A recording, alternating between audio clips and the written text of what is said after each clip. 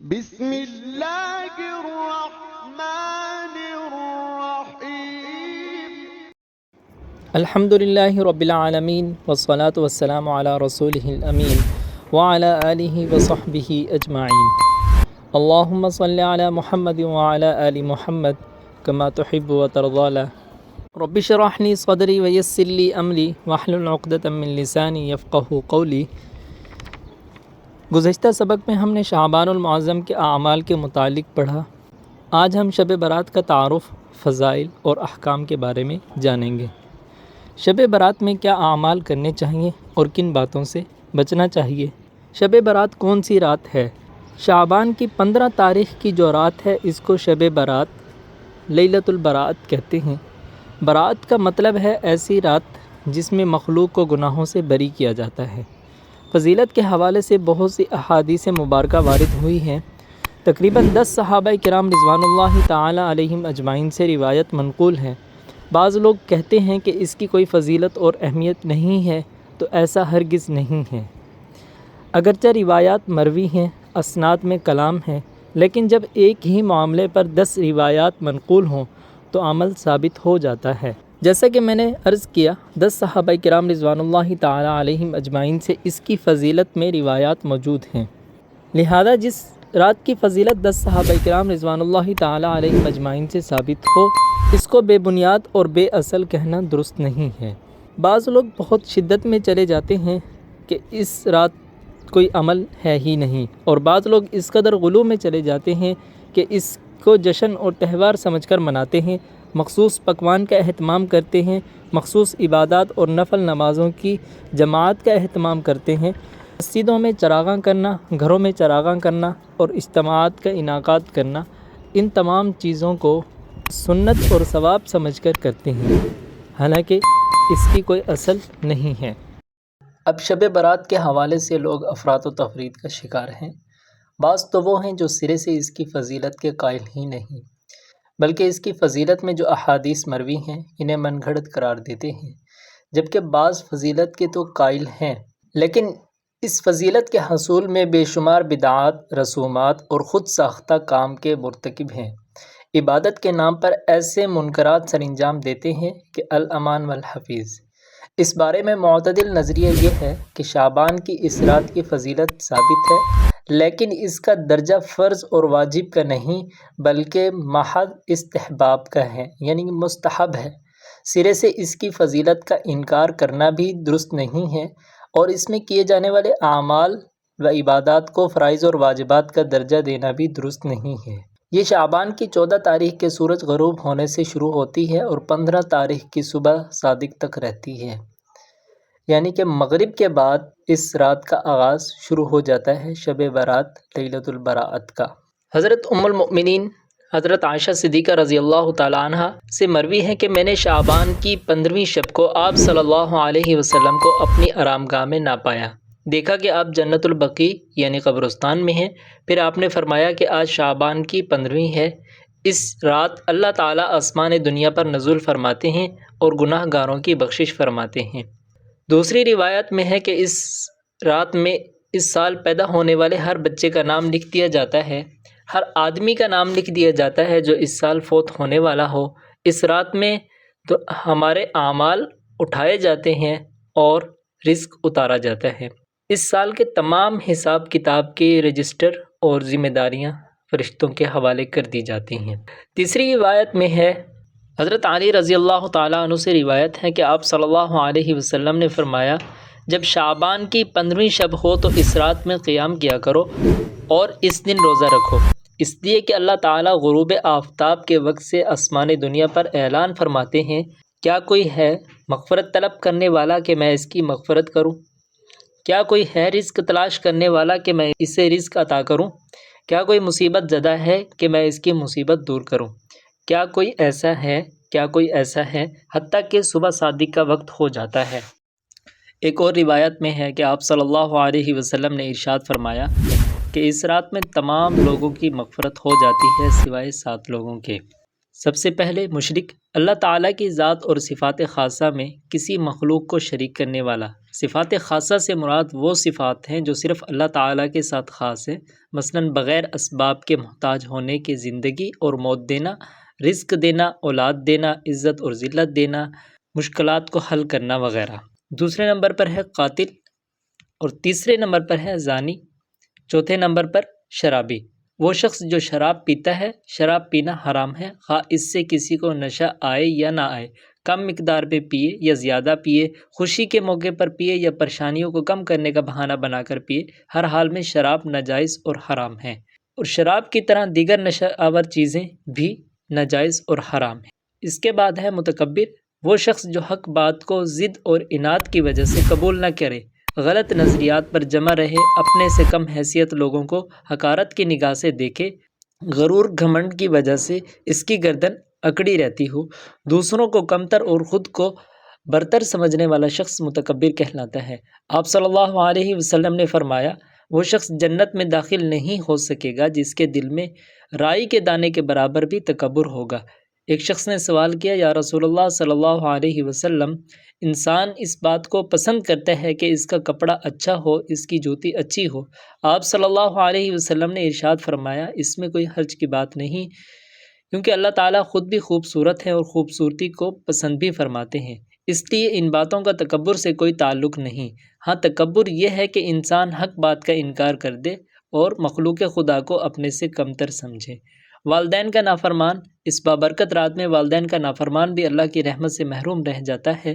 والدین کی نافرمانی کو ایک حدیث پاک میں شرک کے بعد سب سے بڑا گناہ شمار کیا گیا ہے۔ دل میں بغض رکھنے والا، وہ انسان جو اپنے دل میں اپنے کسی دوسرے مسلمان کا برا سوچے، دل میں محبت کی بجائے نفرت پالے، اس کے لیے پیار کے جذبات کی بجائے دشمنی رکھے، اسے راحت دینے کی بجائے تکلیف دینے کے منصوبے بنائے، عزت دینے کی بجائے رسوا کرنے کی جستجو میں لگا رہے، اسے خوشیاں دینے کے بجائے پریشانیوں میں مبتلا رکھے، وہ شخص کینہ پرور کہلاتا ہے۔ شب برات میں ایسا شخص بھی اللہ کی رحمت سے محروم رہ جاتا ہے۔ قطع رحمی کرنے والا، وہ انسان جو رشتوں کو جوڑنے کی بجائے توڑتا ہے، دنیاوی معاملات کی وجہ سے بول چال ختم کرنے والا، رشتہ ناطے ختم کرنے والا، خوشیوں اور غمیوں میں آپس میں الگ ہونے والا، قریبی رشتہ داروں، بہن بھائیوں، عزیز و اقارب سے اپنے تعلقات ختم کرنے والا قاطع الرحم کہلاتا ہے۔ یہ بھی اس مقدس رات میں اللہ تعالیٰ کی بے پناہ رحمت سے کچھ بھی حاصل نہیں کر پاتا۔ اب شب برات کے حوالے سے چند بدعات اور خرافات کو جان لیتے ہیں کہ اس رات میں غسل کو باعث فضیلت اور ضروری سمجھنا، ساری رات جاگنے کے تصور کو ضروری سمجھنا، چند عبادات کو مخصوص کرنا یعنی قضائے عمری وغیرہ کے حوالے سے، انفرادی عبادات کو اجتماعی شکل میں تبدیل کرنا جیسے صلاۃ التسبیح اور دوسری نفل عبادات کا اہتمام کرنا، اجتماعی انداز میں مرد اور خواتین کا مخلوط اجتماع کرنا، آتش بازی اور چراغاں کرنا، بیوہ خواتین کا اپنے مردہ خاوندوں کے لیے بن سور کر بیٹھنا، یعنی کہ یہ نظریہ بنایا گیا ہے کہ گھروں کو، بستروں کو صاف کر کے بنا کر رکھیں، اور اس رات روحیں جو ہیں وہ گھروں میں آتی ہیں، حالانکہ یہ بے بنیاد اور غلط بات ہے۔ مردوں کی ارواح کے آرام کے لیے گھروں میں بستر لگانا اور قبرستان جانے کو ضروری سمجھنا، ایک دوسرے کو مبارکباد دینا اور ایک دوسرے سے معافی مانگنے کے پیغامات وغیرہ بھیجنا۔ اللہ تعالیٰ ہمیں شریعت پر عمل کرنے کی توفیق عطا فرمائے۔ شب برات میں کیا اعمال کرنے چاہیے؟ اس رات میں عشاء اور فجر کی نمازیں وقت پر باجماعت ادا کریں، اپنی ہمت اور توفیق کے مطابق نفل نمازیں، خاص کر نماز تہجد، انفرادی طور پر صلاۃ التسبیح، قرآن پاک کی تلاوت، کثرت سے اللہ تعالیٰ کا ذکر، اللہ تعالیٰ سے خوب دعائیں مانگیں، دنیا اور آخرت کی بھلائیاں مانگیں، خاص کر اپنے گناہوں کی مغفرت مانگیں، زندگی میں کبھی اس رات قبرستان بھی جائیں، اپنے اور مرحومین کے لیے دعائیں مغفرت کریں۔ بعض لوگ اس رات میں اور شب قدر میں نفلوں کی جماعت کرتے ہیں۔ پہلے صرف شبینہ باجماعت ہوتا تھا، اب صلاۃ التسبیح کی بھی جماعت ہونے لگی ہے۔ یہ صلاۃ التسبیح کی جماعت کسی طرح بھی ثابت نہیں ہے، ناجائز ہے۔ اس کے بارے میں ایک اصول سن لیجئے جو آپ صلی اللہ علیہ وسلم نے بیان فرمایا کہ فرض نمازوں کے علاوہ اور ان نمازوں کے علاوہ جو آپ صلی اللہ علیہ وسلم سے باجماعت ادا کرنا ثابت ہے، مثلا تراویح کی نماز اور استسقاء کی نماز کے علاوہ ہر نماز کے بارے میں افضل یہ ہے کہ انسان اپنے گھر میں ادا کرے۔ صرف فرض نماز کی خصوصیت یہ ہے کہ اس کے اندر صرف افضل نہیں بلکہ سنت مؤکدہ قریب الواجب ہے کہ اس کو مسجد میں جا کر ادا کریں جماعت سے۔ لیکن جب فقہا نے یہ دیکھا کہ لوگ گھر جا کر بعض اوقات سنتوں کو چھوڑ دیتے ہیں، اس لیے انہوں نے یہ فرمایا کہ اگر سنتیں چھوٹنے کا خوف ہو تو مسجد میں ہی پڑھ لی جائیں تاکہ چھوٹ نہ جائیں، ورنہ اصل قاعدہ یہ ہے کہ گھر میں جا کر ادا کریں۔ اور نفل کے بارے میں فقہا کا اس بات پر اجماع ہے کہ نفل نماز میں افضل یہ ہے کہ اپنے گھر ادا کریں اور نفلوں کی جماعت نہیں ہوتی۔ نوافل میں تنہائی مقصود ہے، فرائض دین کا شعار ہیں، دین کے علامات ہیں، لہذا ان کو جماعت کے ساتھ مسجد میں ادا کرنا ضروری ہے۔ کوئی آدمی یہ سوچے کہ اگر میں مسجد میں جماعت کے ساتھ نماز پڑھوں گا تو اس میں ریاکاری کا اندیشہ ہے، اس لیے میں گھر پر ہی نماز پڑھ لوں، تو اس کے لیے ایسا کرنا جائز نہیں۔ اس کو یہ حکم ہے کہ مسجد میں جا کر نماز پڑھے، اس لیے کہ اس کے ذریعے دین اسلام کا ایک رکن ظاہر کرنا مقصود ہے، دین اسلام کی شوکت کا مظاہرہ مقصود ہے، اس لیے اس کو مسجد میں ہی ادا کیا جائے۔ لیکن نفل ایک ایسی عبادت ہے جس کا تعلق بس بندہ اور اس کے پروردگار سے ہے، ہم ہوں اور ہمارا رب ہو۔ جیسے کہ حضرت صدیق اکبر رضی اللہ تعالیٰ عنہ کے بارے میں آتے ہیں کہ آپ صلی اللہ علیہ وسلم نے ان سے پوچھا کہ تلاوت اتنی آہستہ کیوں کرتے ہو؟ تو انہوں نے جواب میں دیا، یعنی جس ذات سے یہ مناجات کر رہا ہوں اس کو سنا دیا، اب دوسروں کو سنانے کی ضرورت نہیں ہے۔ لہٰذا نفلی عبادت کا تو حاصل یہ ہے کہ بندہ ہو اور اس کا پروردگار ہو، کوئی تیسرا شخص درمیان میں حائل نہ ہو۔ اللہ تعالیٰ یہ چاہتے ہیں کہ میرا بندہ براہ راست مجھ سے تعلق قائم کرے، اس لیے نفلی عبادتوں میں جماعت اور اجتماع کو مکروہ قرار دیا ہے اور یہ حکم دے دیا کہ اکیلے آؤ، تنہائی اور خلوت میں آؤ، ہم سے براہ راست رابطہ قائم کرو۔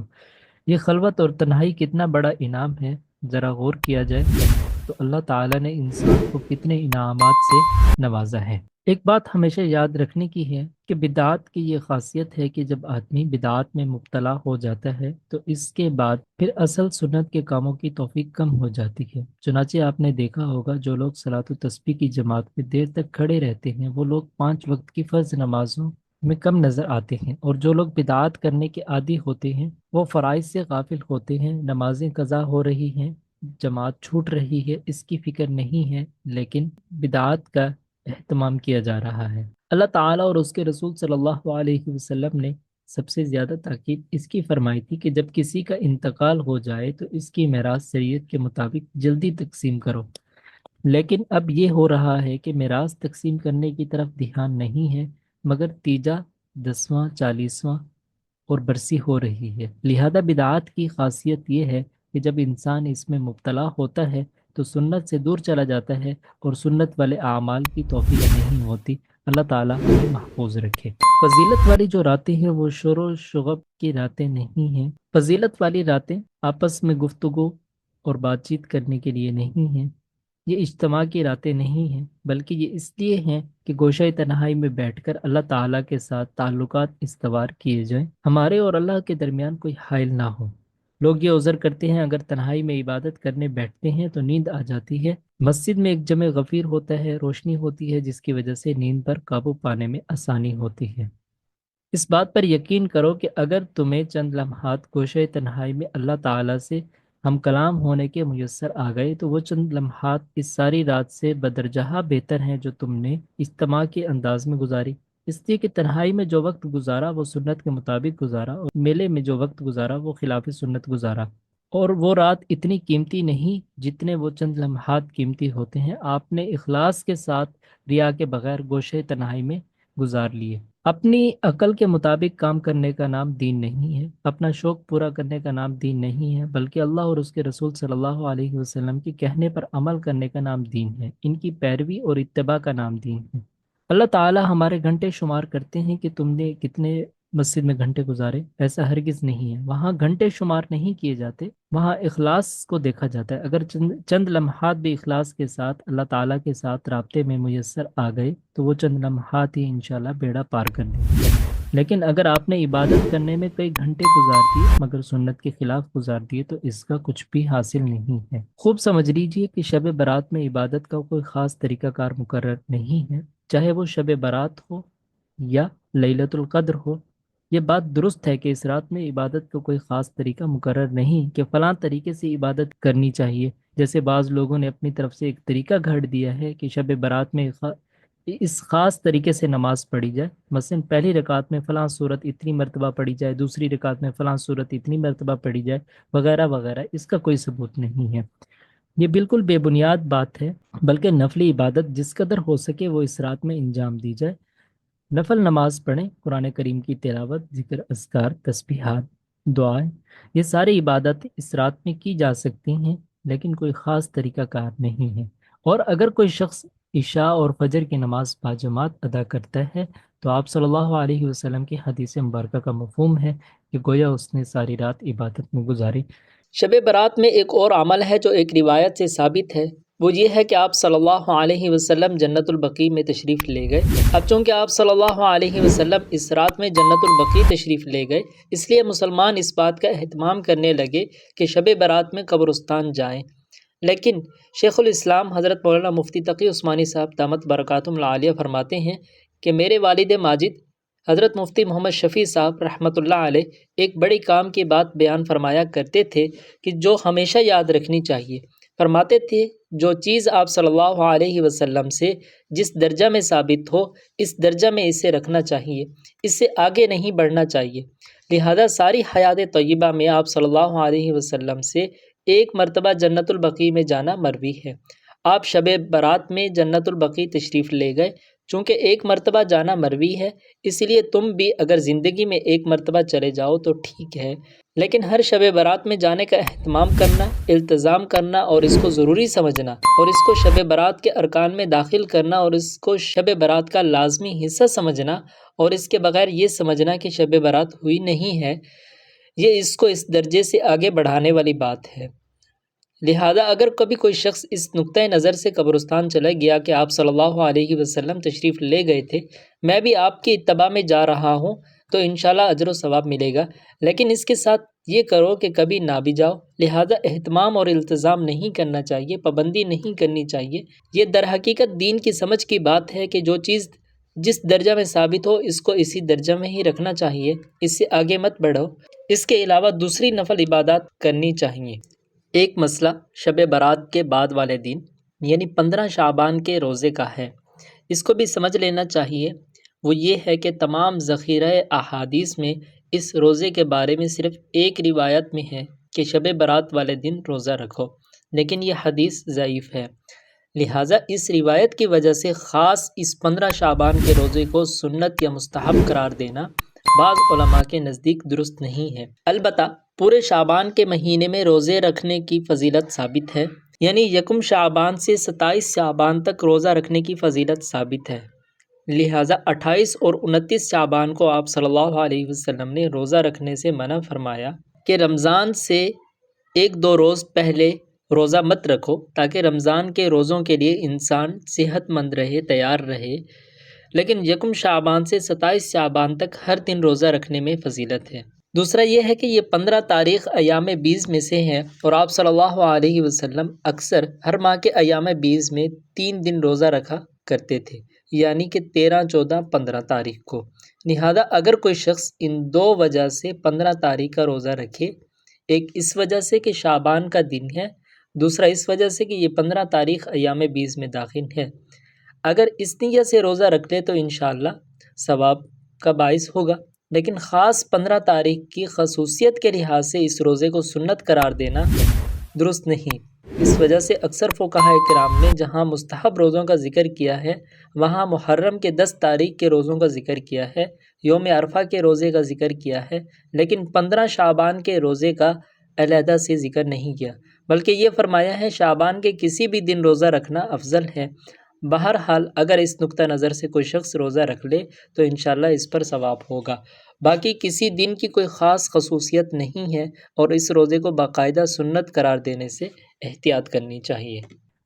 وآخر دعوانا ان الحمدللہ رب العالمین۔ اللہ تعالی ہمیں عمل کرنے کی توفیق عطا فرمائے۔ السلام علیکم ورحمۃ اللہ وبرکاتہ۔ سبحانک اللہم وبحمدک اشہد ان لا الہ الا انت استغفرک واتوب الیک۔